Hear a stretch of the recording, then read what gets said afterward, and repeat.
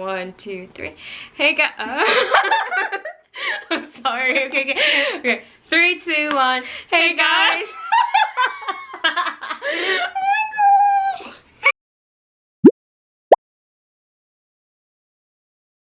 Hey guys, it's Nasha and Amina. Welcome to our channel. Today we're gonna show you guys our studying tips, how we study, and yeah, how we survive college life in Korea. Yeah. So a lot of people ask like, how do we study in Korean? So in today's video, we want to share about how we usually study. So the first tip is to make a to-do list. We like to make a list of what we should do, and so that we can finish them within the day and be productive. Sometimes we like to use planners, and sometimes I like to use just to-do list, but I have a book, like a planner book for it. So yeah, I usually write my to-do list here, and I just check the box off if I'm done with it. And for the things that are due on a certain date, I just put it on the calendar so that I can remember all the homeworks or assignments that I have to submit on that day. Same with me, I just write like the date here, and then I write everything I need to do, and then there's like a little checkbox beside it so that I can check when I've done it. Yeah. And then this is my calendar. You can see everything on it so that I wouldn't forget anything important. So now number 2, Post-it. I really have a lot of Post-it and I like to use it. And it's really helpful since we're studying in Korean and we have a lot of vocabularies that we don't know in the materials. So these Post-it help us to put things like the words that we don't know, and we find the meaning of the words and write it here so that every time we study we don't have to open our phone again and search for it. So yeah, if we study we can just see this list and read through the materials that we have to study, and it saves time, and yeah, it's really helpful. And for this one, we usually use this to label all the things that are important to study, so it's easier to open when we need it. Number 3 is to be prepared before class. Since most of our classes are in Korean, we're gonna have difficulties understanding most of them, so we like to translate all the study materials before class.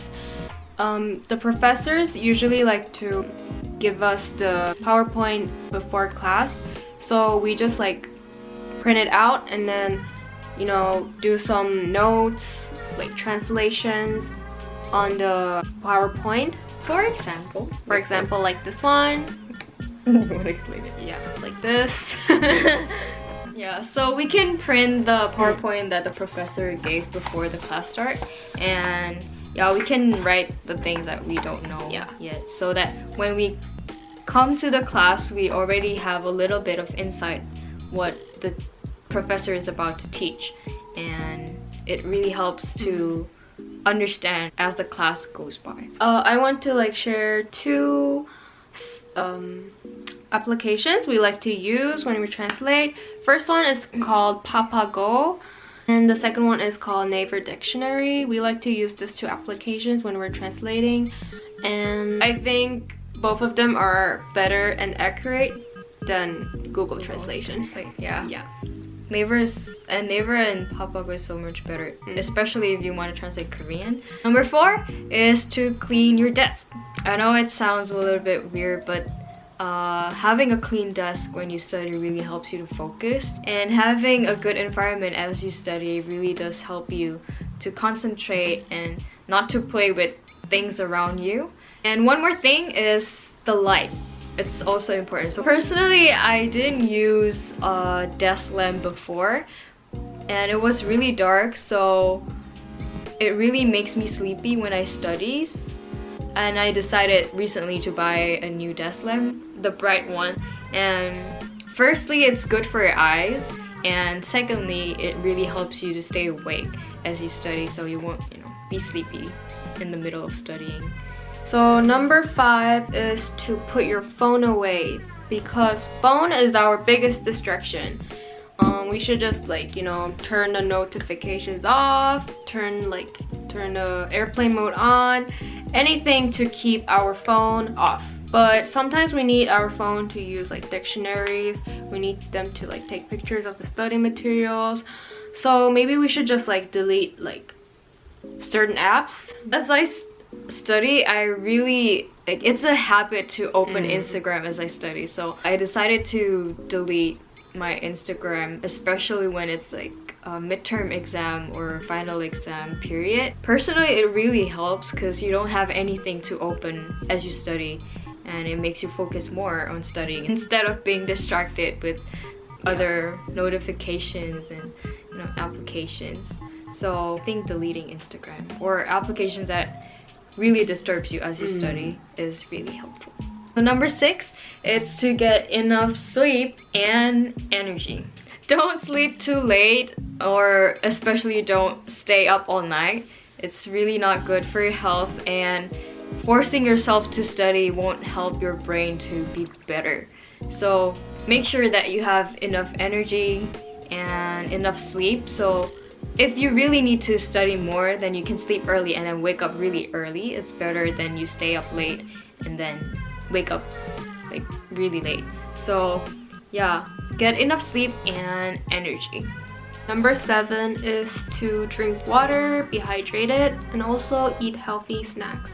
You need to have energy in order for you to study, so you cannot starve yourself. And girls, you should stop thinking about diet when you're on exam periods. That's not gonna happen. You should eat healthy, drink your water, eat your food. It's good for your brain. For a short time period, it's fine. Forget about diet, because your brain needs more food than you think, especially midterm and final exam, right? So don't starve yourself. Your brain needs food, and if you're starving, it won't help you to concentrate. So just eat. And then number 8 is to make your notes interesting. So for us girls, we usually make our notes really colorful so that it won't be boring as we study, and see what we have to make our notes colorful. Dun dun! We have a lot of different colors of highlighters, markers, pens, and we use this to make our notes interesting. I know that looking at something really, you know, all written in black is really boring for us to study, so I think making your notes colorful will really help you to, you know, make you excited to study, and you won't be bored with what you write or what the professor says. And for boys, maybe it won't be as colorful as us girls, but then maybe just, you know, black, blue, red will also help. So make sure to make your notes as interesting as possible. You can use stickers or you can anything. Draw. Yeah, you can draw it. Just don't make your notes really boring. 9th tip is to have a partner to study with. Having a partner to study with, they can help you study, memorize. Also, they can, you know, encourage you to study, motivate you to study.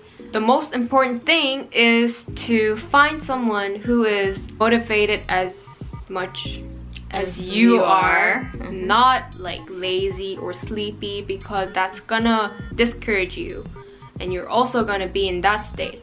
Who has the same goal as you, or maybe someone who is good at studying, or someone who is good at that certain area that you're gonna study for.